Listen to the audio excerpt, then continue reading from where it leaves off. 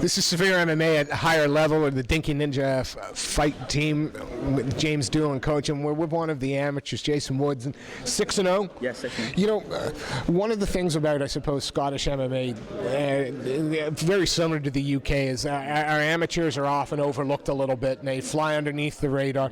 Tell us a little bit about yourself and you know, 6 amateur fights, all under the Dinky Ninja fight team?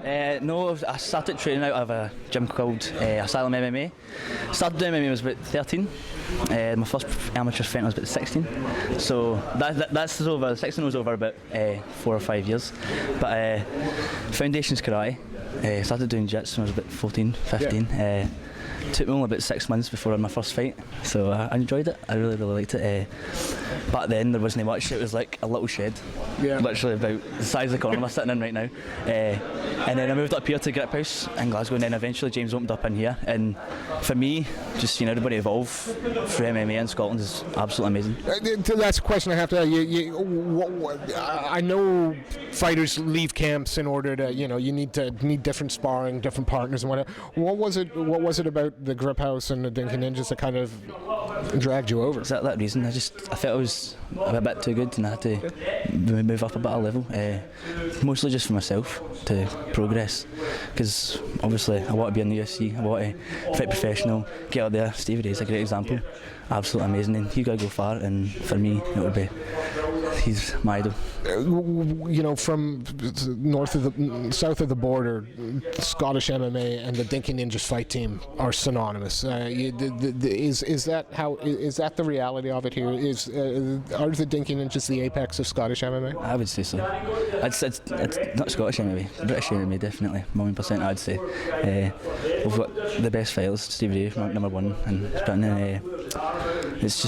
It's different class. We've got jiu-jitsu black belts, world champions, Thai boxers, world champion wrestlers, just anything you want. So when you come in to train and to work and to get on, how does it work getting on the fight team? Do they approach you? Do you have to go, look, I'm ready? How did that come about? And is there any pressure wearing that badge? Because everybody knows the Dinky Ninjas. Yeah, well, it just kind of happens.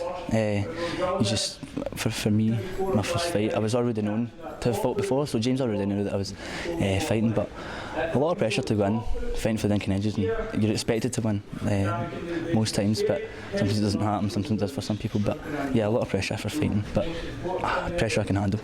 You say the pressure that comes with fighting for the Dinky Ninjas, but it's pressure that you can handle. Does that pressure come from yourself not wanting to let the coaches down? Does it come from the team having been so successful?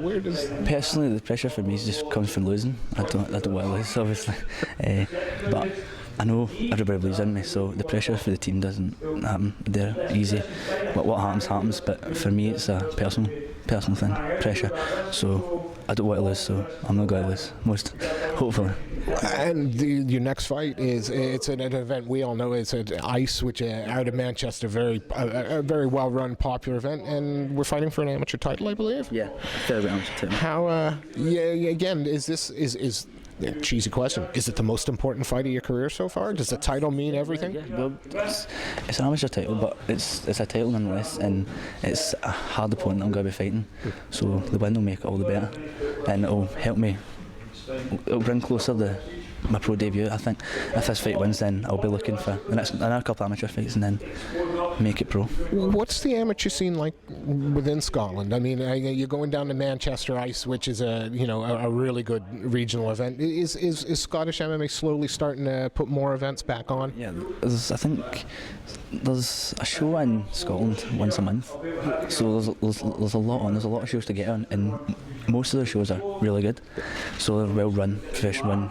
And up here amateurs get paid in Scotland, but in England they don't. So I didn't know that. Yeah, they do. It's only like £150, but it's not bad. You're going to be getting anyway. It's not bad. Down in England they don't pay amateurs, so it's more just experience for them down there. But I just want to go get the experience, win, and hopefully make it pro within next year.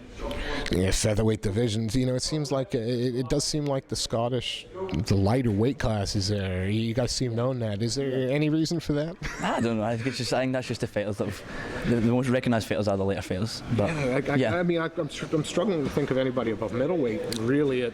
Who you can talk about really? Yeah. Nah, it's Stevie the lightweight. It's just that's what kind of it is. And Robert Whitefield is a featherweight, and Joanne is obviously doing strawweight. But for me, I think professional, I would go down to bantamweight.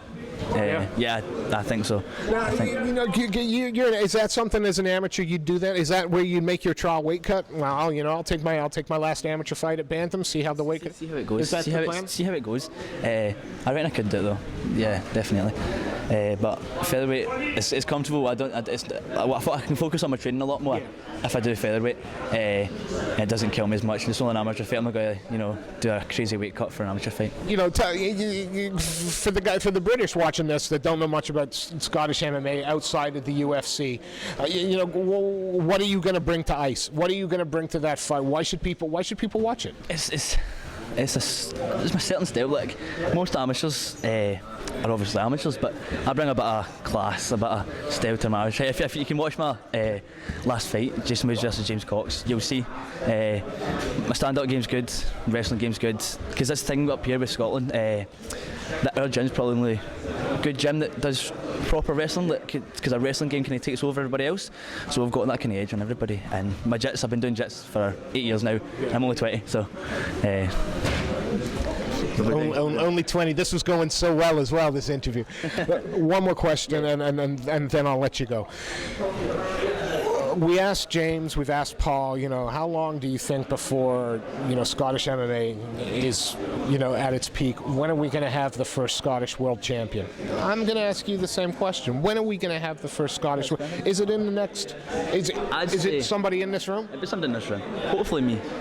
Fair enough. There you go. No, I'll tell and Stevie Ray. Ray. Don't tell Stevie. Closely second, yeah. You're behind me, but I want to really try and get in the UFC for the next 5 years.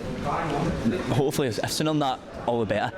But we've got a great team here, and a different style of fighting is what we've got. So.